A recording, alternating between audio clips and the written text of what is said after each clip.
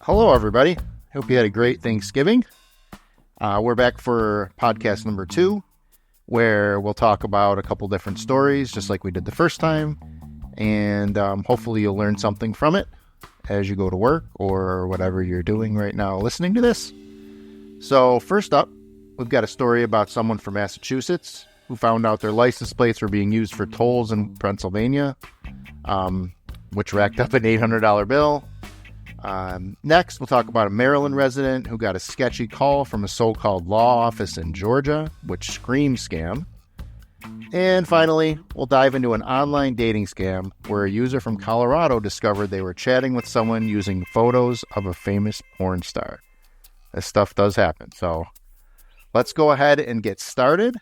So we'll talk with the first story here.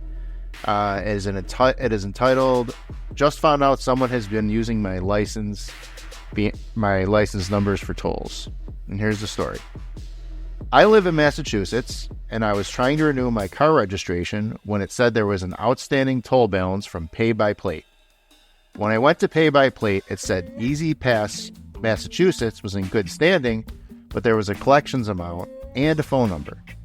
I called out, and it turns out that someone had amassed $800 worth of tolls using my license plate from October of 2023 to July of 2024 in Pennsylvania. Okay. So the original poster wants to know what their options are here because obviously it wasn't them. The guy from the collection agency seemed very annoyed when he's sending a copy of the license, of the invoice rather. So. Yeah, so that's a tough one. It's obviously it wasn't them, but nobody knows that except for them for sure. And when the collection agency sees that, they're not really doing too much work on it. They're just trying to collect. So here's a couple of responses from responders. One of them says that this user suggested demanding photos of the trips through toll readers. Okay, so that's good. So prove it, basically. They mentions that sometimes plates with matching numbers from different states or misread characters can cause the issues. If the photos show a different vehicle with the same plate, it does indicate plate duplication. So really the tip here, based on this response, is to always ask for photographic evidence of the alleged infractions, which can help prove that your vehicle was not involved and that the plate was duplicated or misread. So maybe there's a mistake. It's not always a scam. Sometimes it is a mistake. But asking for evidence to say, hey, can you prove that it was me? Could help. So that was a good piece of advice there. Another person said, advise filing a police report for identity theft, which can help dealing with debt collectors and getting fraudulent charges removed from your credit report. They also recommended couple of different Reddit subreddits, identity theft and credit score for further assistance. Yeah, Reddit is great for questions to see, advice and things like that for your situation. And this is definitely one that could be. So pretty much, report the identity theft to local authorities. This definitely could help. This official documentation can be crucial in disputing fraudulent charges and protecting your credit. Always want to protect your credit. You never know when you're going to need it. Cars and all that kind of thing. You want to make sure this gets taken care of. So another person shared a similar experience where they had to pay fines despite proving their vehicle was not involved. Unfortunately, that sucks. They suggested getting new plates to avoid future issues and recommended fighting the charges if that's possible. So unfortunately for this person's story, they ended up having to pay the fines even though they didn't do anything. So a tip here is that if you face repeated issues, change your license plates, because who knows, why is this popping up here? Who knows? So, you definitely, you don't want to pay for something that you didn't cause. So I recommend, I agree with all three of these tips here, to make sure that, you're doing the best that you can to get this off your credit report, and not having to pay for that. So. All right. So that was an interesting story. Not the most common thing that I've ever heard of, at least, but just a couple of pieces of advice for when you might get charges that are not yours. Just don't pay it and wait for the next one, or or just accept it. You don't want to do that. All right. And that kind of goes back to my last podcast, my first one that talked about making sure that you check your statements at least like once a month to make sure that there's not unauthorized charges. All right. So the next story we have is called "Had a Law Office from Georgia Call Me. Is this a scam?" So here's it goes. So I live in Maryland and had a law office call me, and the caller ID came up as spam, but I answered it anyways because sometimes my phone says it's a spam call when I know who it is. Yes, sometimes it's pretty sensitive to that, which to me, that's fine. I'd rather be safe than sorry. Anyway, off the bat, they asked for my birth year, and I said what it was, and they immediately asked me to confirm my social security number. Okay, red flag. And that's what the poster says. I immediately thought this was a red flag, so I asked them what they were calling about, and they said it's a personal business matter, and they could only tell me after I confirm it. I figured it was weird, so I just hung up, confirming it, after not confirming it, and without another word. Does that sound like a scam? I think I was right, but curious if anyone else agrees. Well, before I even look at the responses here, I would say for sure that this is some sort of scam. But not everybody thinks of that. Somebody calls and again, you're busy and maybe your phone didn't recognize it as scam and who knows? And you just give it. So immediately I have to say that I think the poster of this story did the right thing. And I honestly wouldn't even recommend giving your birth year. Somebody's calling and you don't know who it is and scam, and I wouldn't give any information, but birth year isn't too bad. But social security number, yes. So let's look at some of the responses and tips based off the responses that were given here. One responder said, "This user affirmed that the original poster did the right thing by hanging up." They emphasized giving out the SSN to a stranger is basically handing over your identity. 100%.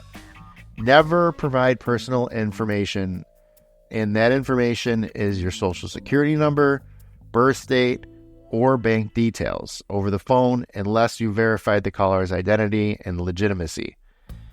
I like the tip, but I would never give that information out anyway. So why shouldn't you give your birth date out or your birth year? Because maybe somebody's scamming and they need that information because that's your secret question. So you don't want to give out any of that information. Another person said another person shared a common scam tactic where callers ask if the recipient has received their new Medicare card and then request the card's digits for confirmation. They advise never to provide personal information over the phone to unknown callers, as legitimate callers should already have the necessary information. So, yeah, for sure. When somebody's asking about cards, that's something they should already have if they're legit. If you receive a suspicious call, ask for the caller's name, the name of their business, and the purpose of the call. Yeah, that's fair. You ask that. And based on what I talked about in the last podcast, once you confirm that information, and let's say it's Spectrum cable, they say, yeah, we're Spectrum cable. We're calling to collect, you're late on your bill. So, sorry about that. I'd respond with, I'm sorry about that. I'll call in and I'll find out right now and I'll make the payment when I call in. Call them. Always call them if you're going to give out information. If you find yourself giving information to someone that called you, I need a red flag to go off in your head, a bell to say, hey, I should stop doing this. I shouldn't be doing this. Because that's really where most scams are born for the phone. Another person suggested that the call was likely from a debt collector trying to scare the recipient into paying and pretending to be a law firm.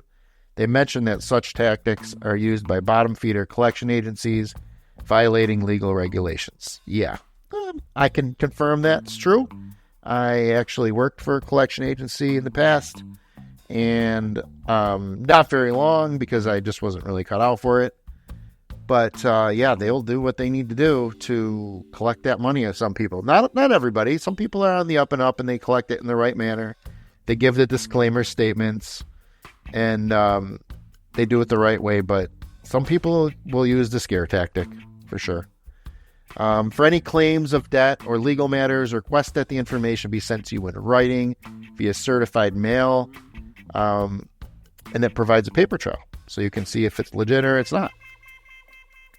Couple of additional suggestions to avoid future scams like this. There's call blocking apps like Hiya to block spam and scam calls. These apps can filter out the calls and reduce your risk of falling victim. I have Verizon, and it is very sensitive to phone scams. It's also very sensitive to people calling about jobs, where I was looking for a job last year, and I have my number listed on my application, which I really should need to fix that. That's something that I found out recently I should stop having. But they'd call, and it was kind of a scammy job, or not a real one, or not a good one, and my phone always picks up on that, so... red bell should go off in your head when you see something that says scam. I think that it does for most people. It's a great feature that these phone companies or third-party apps like Hiya use to help warn you. As I always say, when you get a call, be skeptical about it, especially one for asking personal information. Hang up, just like this OP did, the original poster, if you don't know what that means. When I say OP. So this person hung right up. Boom. Done. Call's over when they asked for that. Great job. Even though they didn't even realize they were doing the best thing here and they had to ask the question, that's okay. That's what Reddit's for. You go on and you ask your question. So yeah, great job by the original poster there, and then hanging up. All right. We have a third story. It's called Dating App Scam Lame. So here it goes. Met this person on a dating app. She seemed fairly normal at first through emails. After a week or so, I decided to exchange numbers. The first text she sends a few pictures. The first thing I did is Google image search, got half a dozen hits on Instagram, and apparently these are pictures of some porn star named Yelena Jensen. Did some more digging on Google, and apparently scammers use her pics quite frequently. There's even a Twitter post where Yelena herself mentions her photos frequently being stolen. She's tired of telling people she isn't the one that she's talking to. Okay, yeah, because they probably look her up. I also found news of someone being scammed with the same photos and being fleeced out of nearly $10,000. Anyway, I decided to keep talking to whoever it was because I was bored. I asked the person if they were a porn star and was told that she used to do porn but have since retired. Also, she told me she's from Chicago, but spends my time in an area for work as a beauty consultant. Now, I live in a pretty rural area in Colorado and can't see a beauty consultant traveling here for work. The last text I got, she wanted to do a switch to Skype to talk because she doesn't get notifications on her phone. Who doesn't get text notifications on their phone? Yeah, so there's a red flag. Anyway, the area code for her number says somewhere in Connecticut. Not sure where this interaction was going, thinking it was either blackmail through Skype or sending money for travel expenses. Either way, I cut communication. Anyway, just wanted to let people know to be careful out there. Google image search is your best friend, especially with online dating. So, great job, OP, in handling this. Immediately was skeptical of something that seemed fishy to them, and they did a great job of doing their research. And honestly, another thing is just this person went the next step and went on Reddit to warn people, which is great. I think it's a great idea to do that, help other people that might be in the same boat. So some of the responses that this post got, the user pointed out that such scams are common and often operated by people in other countries like India. Scammers may keep victim engaged for weeks or months before asking for money. I'm going to do a whole special on this at some point soon. This is one of the most common scams that I've had done to me, unsuccessfully for the person. But yeah, I have a lot of material about this type of thing. So be wary of prolonged online interaction where the person avoids meeting in person or making video calls. Scammers all like to build trust over time before making financial requests. Yes, they do. Because they assume that you're not just going to send them money right away. Another person noted that emails from dating apps matches are red flags. They also mentioned that reverse image searches can identify celebrities, but aren't foolproof for all individuals. No, but I still think it was a good idea that they did that. I can kind of tell you that most of the scams that I've read about and have tried on me, with pictures that are being sent through text, really, they're the same ones. There's one where it's an Asian woman, and I feel like it's the same 2 or 3 Asian women that they're using for these pictures.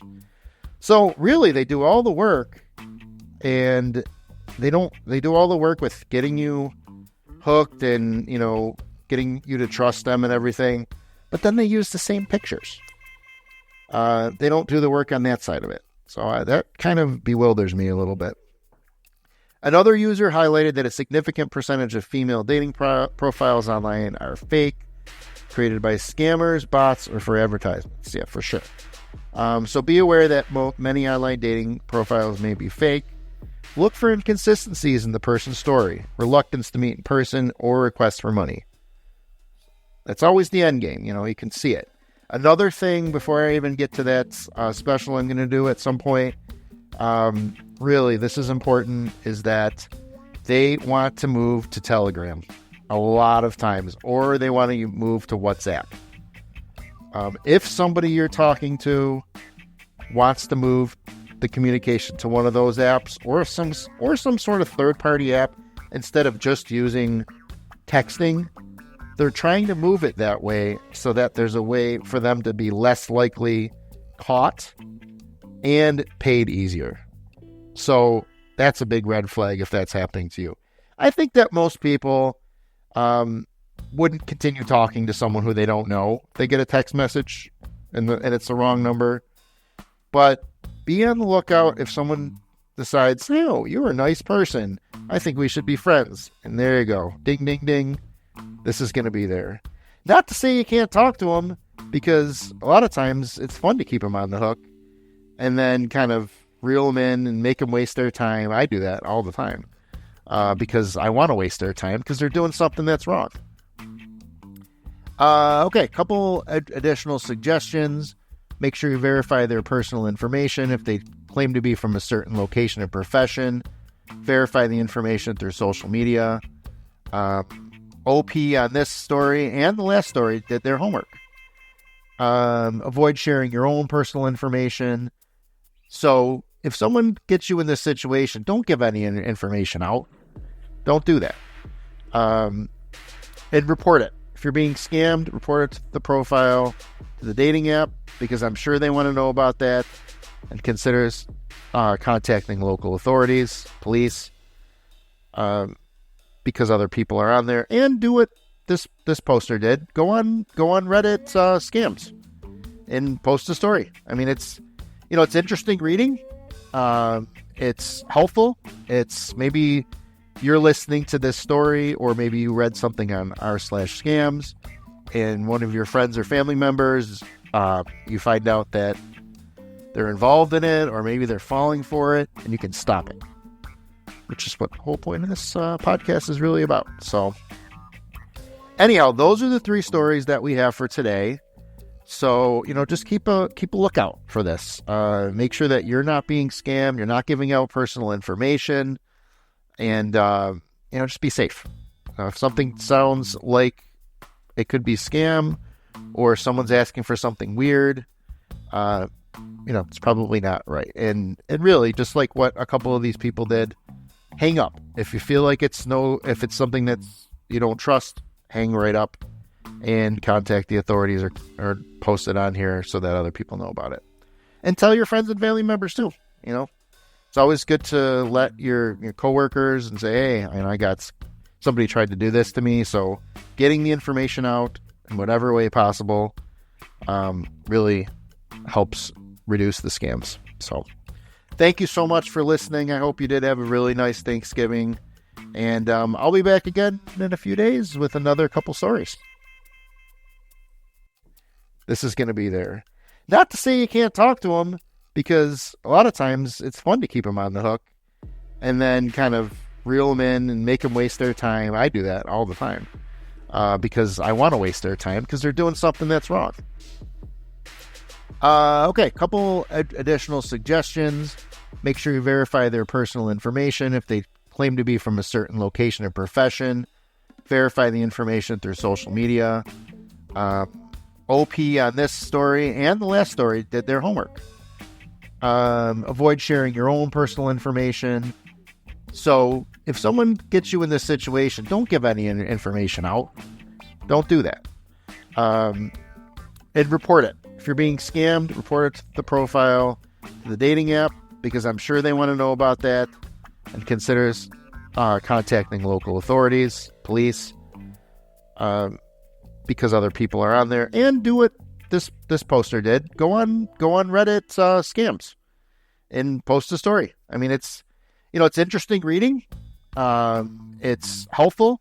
It's maybe you're listening to this story, or maybe you read something on r/scams, and one of your friends or family members, you find out that they're involved in it, or maybe they're falling for it, and you can stop it, which is what the whole point of this podcast is really about. So anyhow, those are the 3 stories that we have for today. So, just keep a lookout for this. Make sure that you're not being scammed. You're not giving out personal information, and, just be safe. If something sounds like it could be scam, or someone's asking for something weird, it's probably not right. And really, just like what a couple of these people did, hang up if you feel like it's so. Thank you so much for listening. I hope you did have a really nice Thanksgiving. And I'll be back again in a few days with another couple stories.